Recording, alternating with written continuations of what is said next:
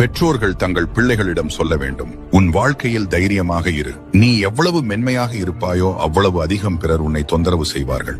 ஆனால் தைரியமாக இருப்பது என்றால் என்ன? இந்த 6 அம்சங்களை நினைவில் கொள். முதலில், நீ எதற்கெல்லாம் அதிகம் பயப்படுகிறாயோ அவ்வளவு அதிகம் உன்னை கெடுக்கும் மனிதர்கள் உன்னிடம் வந்து சேர்வார்கள்.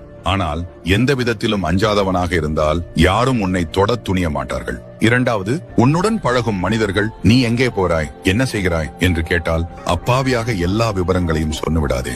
எனக்கு ஒரு வேலை இருக்கிறது என்ற எளிய பதில் போதும். உன் வாழ்க்கையின் உள்ளுணர்வுகளை எல்லாரும் ஆராய அனுமதிக்காதே. மூன்றாவது, பிறரை பாதிக்கக்கூடும் என்ற பயத்தில் தளர்ந்து விடாதே. தேவையான தருணத்தில் உறுதியுடன் பேசவும் நடக்கவும் வேண்டும். இல்லையெனில் நீ பிறர் கையில் எளிதில் ஒடுக்கப்படுகிறவனாக மாறிவிடுவாய். நான்காவது, உனக்கு ஏதாவது பிடிக்கவில்லை என்றால் திடமாக வேண்டாம் என்று சொல். நீ விளக்கமோ பிறரை மகிழ்விப்பதற்கான காரணமோ சொல்ல வேண்டியதில்லை. வேண்டாம் என்று சொல்வது ஒரு திறமை, அது பாவம் அல்ல.